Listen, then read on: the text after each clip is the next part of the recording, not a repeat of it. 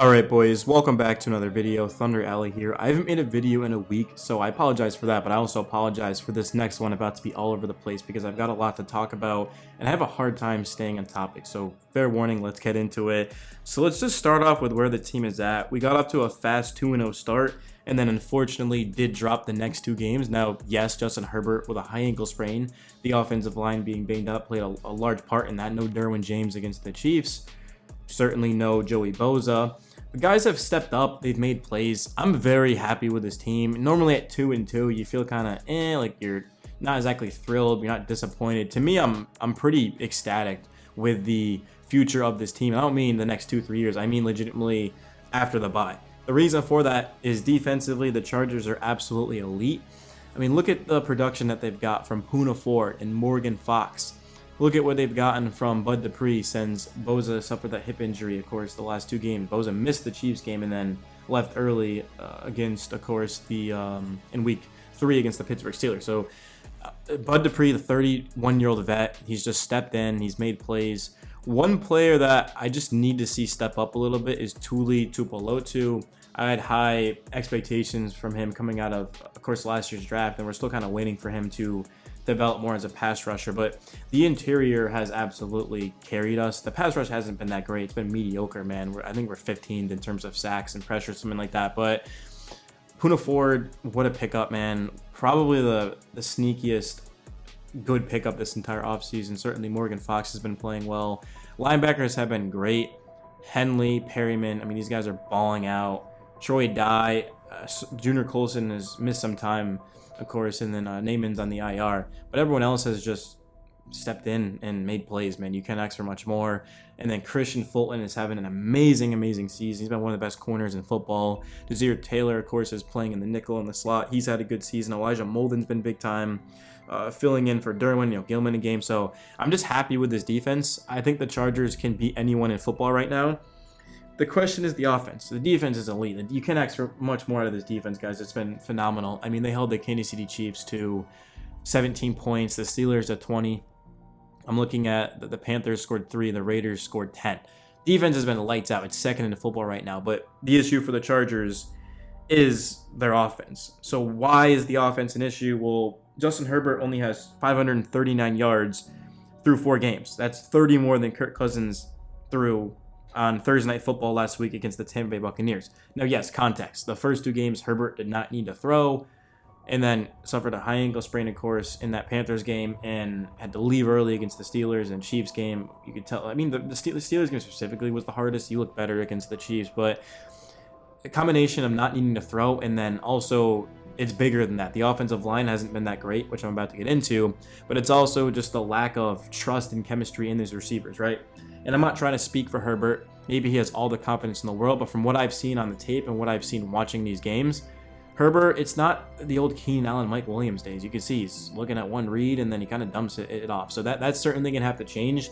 The creativity by Greg Roman calling passing plays has been non-existent as well. Yes, the rushing attack the first 2 weeks was historically good for the Chargers, but after that, no, there just hasn't been anything. So I'm looking at where it starts is Herbert. If he was fully healthy, I mean, yeah, the Chargers are probably 4-0 right now. I would bet a lot of money that they'd be 4-0 right now.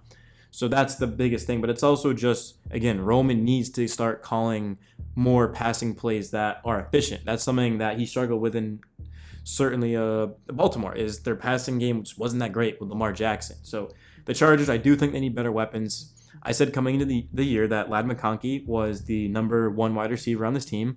Got a lot of hate for it. You guys said it was Quentin Johnson, and not to toot my own horn, but through the first 4 weeks, it has been Ladd McConkey, and that's why we went with him on the thumbnail. So I'm looking at McConkey. He has emerged as the Chargers' best receiver. He's leading us in targets, receptions, and yards through 4 games.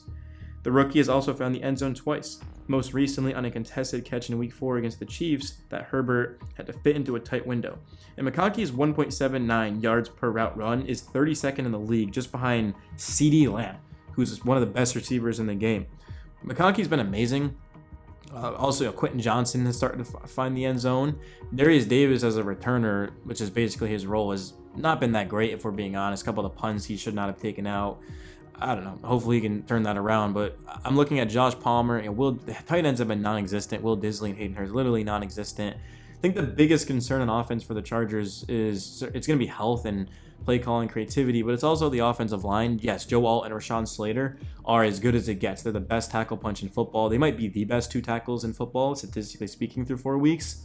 Injuries have plagued them. I'm looking at Zion Johnson, Trey Pipkins, and Bradley Bosman. I mean, these guys have just not been great. Jamari Sawyer had to come in, certainly due to injuries, and didn't look good as well, giving up a lot of pressure. That needs to get cleaned up. I think the Chargers are going to take a strong look at the interior this offseason and make some serious decisions, because that has just not been a good thing for the Chargers. It's affected them in both the passing, more specifically the passing game. It has affected them in the run game.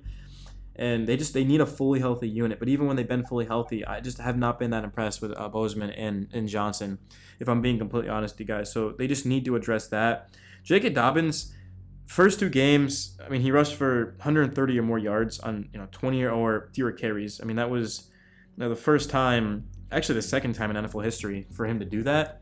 I think the reason why Dobbins has sort of fallen off with his efficiency is because a couple of reasons. Gus Edwards has not really done that much, and it's affecting Dobbins. I think it might be time to go to Kamani Vital, if I'm being honest with you guys. 6th-round rookie? Might be time to give him a shot. I'll give Edwards maybe 1 or 2 more games to try to figure it out. Offensive line blocking, again, interior hasn't been that great. The Chargers not being able to throw the football, so teams are stacking the box against Dobbins. Herbert doesn't have a lot of mobility, so we can't keep it on a keeper. Read options. The defense is kind of selling all out. It's a lot of reasons. Playing from behind has been something too. The Steelers game, and well, it was tied going to that 4th quarter. But I'm looking at the Chiefs. Just both these games, guys. Like the Chargers, if they're playing with a lead, I mean, they're just going to be pretty much unbeatable. There are most teams in football playing with a lead are going to be really good, but the Chargers are just built to play with a lead because they've got the 2nd best defense, and they're a run-first team that doesn't have the best receivers in the world right now. And it might not be from a talent perspective, but it's more so just a comfort perspective. So that's something to keep an eye on. We talked a lot about the defense, guys. Cannot stress it enough. We'll talk about the special teams, and we'll get out of here. J.K. Scott has gotten off to a bit of a slow start. He does lead the league in hang time, and he's done a good job of preventing opposing teams from returning punts. Darius Davis, just with the new kickoff rules, has not been that great. I still believe in him, though. He's a young player with a lot of speed. Cameron Dicker has been reliable. I mean, this is, 3rd season that he's been getting it done. He's missed just 1 field goal and 1 extra point through 4 games. You'll take that. Special teams doing their thing. I mean, it's one of the best units on this team. I would say the best unit on this team is the defensive interior. And then I would say maybe secondary or linebackers. It's debatable. Offensively speaking, there really hasn't been a good unit, if I'm being honest with you guys. We can't say running backs because they didn't run the ball well against the Chiefs and the Steelers. So, but again, guys, I'm not worried at all. Yes, there are things I'm not too pleased with. It's a 2-2 football team, but I do think the Chargers are going to be fine. I do think they'll make the playoffs. They just need to get healthy. We will talk about the Denver game in the next video. Arizona, New Orleans. I've got a lot on my mind, guys, but thank you so much for the continued support. You guys are awesome. Thunder Alley. Peace.